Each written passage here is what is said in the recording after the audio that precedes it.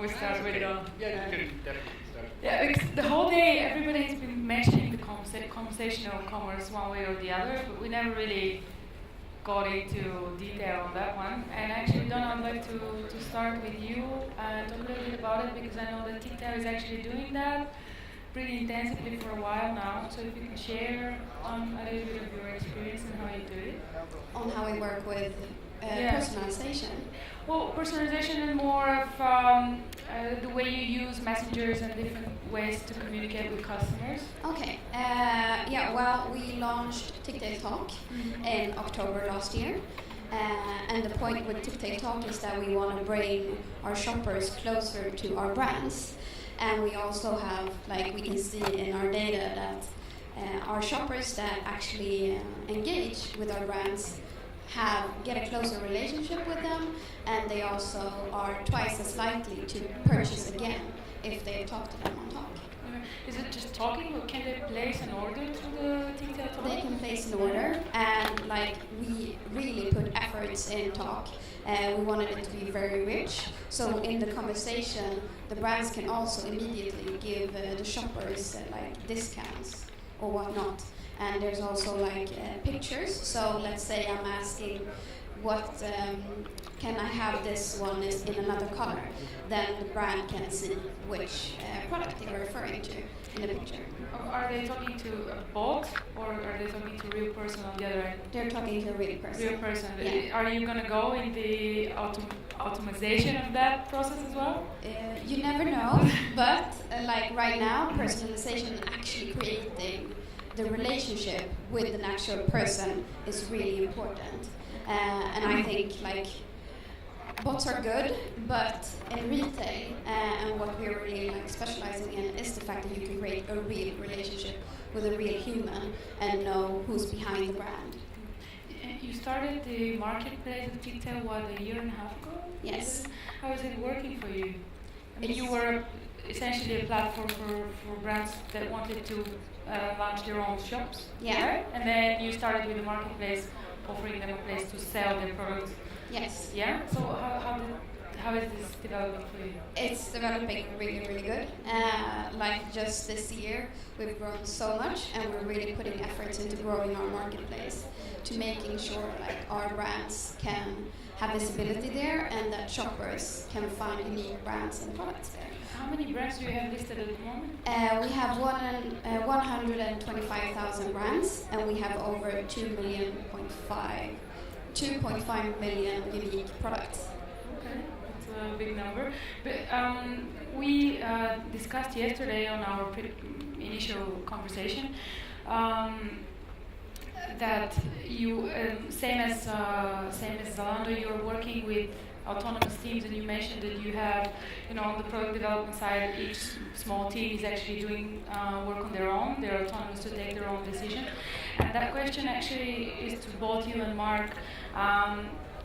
It's a great concept to let teams be autonomous and take their own decisions, but how do you make sure they're still bringing up a product that is coherent? And because some of the problems you cannot tackle individually, they are more of a part of an ecosystem, and they need to work with other parts of that ecosystem. So how do you tackle that? I think there are two ways to it. On one hand, our engineering teams are organized in a very autonomous way, but what we have from the product side is that product owners who are responsible for one product, for one part of the platform. So you would say that there's a special relationship between delivery teams and product. So product is not only telling them, yeah, you have to do this in that way, but it's the product people really have to convince the delivery teams that they actually build their product. So this is where the purpose comes in, but this is also where you say the product team doesn't take it out of thin air, wait for Steve Jobs epiphany, but really do customer research, talk to the customers, find out what actually is the best product you could build for a customer. First, take that one, then convince the delivery team that they actually want to build this product for them, and then make sure that if they need several delivery teams, make sure they convince all of them, and then they work together. And so then the teams form depending on the project, kind of a virtual team where they're people from several teams, or just sit together co-located, or align themselves over the OKRs, which is our overall goal-setting theme. So Google uses the Intel invented it somewhere in the 70s already. But if you align over the OKRs, you see that, like for example, bigger project, bigger initiatives are reflected in every team's OKRs that is then at the end working on this initiative. So they make sure that this is aligned over several teams, even if they're working autonomously in building their part for the initiative, they're still like aligned. It's very similar. We're product managers, and then we have engineering managers, and then we have the engineers. And we make sure that we are aligned, and my role as product manager is the fact that I need to talk to customers and make sure what are the other teams doing, how can we align. Talking about this subject is like, I don't see any other way of doing or working in tech and product than actually having like autonomous teams and them being able to make their own decisions. You talked a little bit about trust, and I see that as like, you can't hire people no more because you want them to be machines. You hire people because you trust them, and your job is to enable them. So part of like being a product manager is also like, how can I use all the people's their skill sets to make sure we build the best product. When you want to build the best product, you need to take a lot of decisions on how to future develop it. And how do you place these decisions? Do you use a lot of data, or is it more of a intuition based, or how does it go? What's your process? Not using data is like, who does that? You would be surprised. I know, but they will die. Those companies that don't use data, they will die. The thing that I think is very important when working with data is that you have to work with both qualitative data, which is talking to users, and quantitative data, which like how is the product performing, and how we start. I have a clip that's my favorite, where what end you start with Steve Jobs. Can we play the video, please? Should we play it now? Yeah, we can play it. Hello?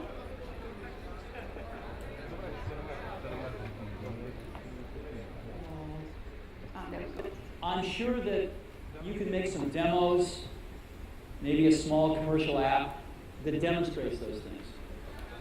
The hardest thing is, how does that fit in to a cohesive, larger vision that's going to allow you to sell $8 billion? And one of the things I've always found is that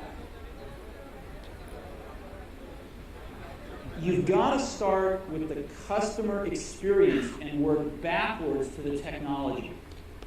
You can't start with the technology and try to figure out where you're going to try to sell it. And I've made this mistake probably more than anybody else in this room. And I've got the scar tissue to prove it. And I know that it's the case. And as we have tried to come up with a strategy and a vision for Apple, it started with what incredible benefits can we give to the customer? Where can we take the customer? Not starting with, let's sit down with the engineers and figure out what awesome technology we have, and then how are we going to market that. And I think that's the right path to take. I think this video is from what, like the 80s, or? It's from WWDC from '97. Alright, so it hasn't changed too much though, because we are all talking about being customer-centric and talking to our customers and driving the products in the way that customers want it, but in reality most of the technology companies are still driven a lot by the technology teams. And it's just interesting for me to see, obviously you're saying not, I don't know how it's in Zalando, did you have to change that mindset in a way? I think there are always two ways to it. Because innovation comes from two things. On one hand, of course, the customer need, like a problem, a need that a customer has, On the other hand, of course, it also comes from the technology because customers don't know what they want. This is like the big problem. So if you ask any customer, what actually do you want? What would be the next innovative thing you want? It wouldn't be innovative if they already knew. So that's why it has to come from two sides, but it has to be validated with the customer needs. You cannot just launch a product by epiphany. And maybe Steve Jobs would be one of the few people who could actually, because like a lot of ideas he had, no one thought about it beforehand. And you can still see that Apple is kind of struggling to keep up the pace that Steve Jobs had in that field. But it's like coming up with like new technology, coming up with a new idea, which no customer has told you beforehand, is a great thing. But at the end, you have to validate the customer.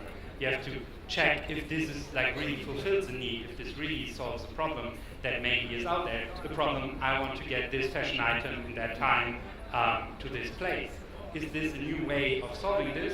And if yes, then it's great. But if you just think it's cool and no customer ever said, yeah, this, I would actually use this, then it's not going to work. How did you validate it? I mean, you were doing a pretty radical change in how you do business. We still, like, doing customer research, there are several ways. Like, for example, our product managers, we do like the easiest things like focus groups and inviting customers, but we're also visiting customers in their homes. So we just visit them, see how they live, see how they interact with fashion. If we have like small features, well, our office is in the middle of Berlin, we just go out, go to Alexanderplatz, and talk to people. Just have an iPad where you have a mock-up, where you have like a first idea, and just show it to people and ask them what they think it is, ask them if they would use it, just let them use it, and then you see how the customer interacts with it. It's not like quantitative research because they just talk to a couple of customers. But if you talk to 10 customers and each and everyone says, I don't know what this is about, then you're quite sure that this feature is not going to be successful. I would like to add one thing, just like innovation doesn't come from you asking the customer, like, what do you want? Because that's unfair. It's not your customer's job to tell them what they want in the future because they don't know what is possible. But it's the customer's, like, your job to make sure that you know how the customer's environment looks like. I talk a lot about like customer journey maps, and one thing that in retail that is really important is that you look through the customer journey map, how your customer goes through your product, but also what's happening outside that. Is there any extended factors outside that can affect your customer journey map? So in those places you have... Can you give an example maybe? Like for example in retail, when dealing with merchants, there's a lot of shipping, returns and all that stuff that doesn't really have to do with your product, but it's something that has to do with how the merchants act inside your product. So they're dependent on logistic stuff that doesn't really, that you don't provide, but it's external factors. So in that, like free shipping and free returns is an innovative area you could go through where you, if you know your customer and how their experience is, then you know which area you're going to innovate in. So instead of asking customers what do you want, you understand them and then you decide where to innovate. Okay, how are you doing, so how is Tictail business model actually working now with the marketplace? Are you supplying the delivery service? Are you actually making money on the right delivery now. service? No. Is that part of the plan? Maybe. Okay, cool. We also discussed a little bit about mobile because for some reason, I don't know why in the region still it's considered as a novelty, even though it's not, because most of the people at least browse through mobile device, if not purchasing. Can you share a little bit of data? I don't know if you guys can share some data with us on the usage of mobile and sales numbers maybe? In terms of traffic, we're now over 60% on mobile overall. And it changed like somewhere last year where we had this point where we had more traffic over mobile than over the classic desktop side, and it's grown tremendously. It's different in some markets, you see differences there, but it goes towards apps, and this is like A lot of our new products are launched app only, so this is where we say, can we directly go to mobile, and it will grow. In terms of numbers, is traffic is over 60%, sales is also growing on mobile quite heavily. So Cool. How about? Yeah, right. Mobile is. I don't understand why people are still talking about it, because it's so like you can't ignore mobile. We're going towards mobile more. We have 55% of over 55% of all our purchases are from mobile, and people who are on mobile actually spend 40% more. So mobile is the way we're going, especially in retail, and you can't really ignore it. Okay. All right, guys. Thank you very much. We are out of time. Thanks a lot for your time. Thank you.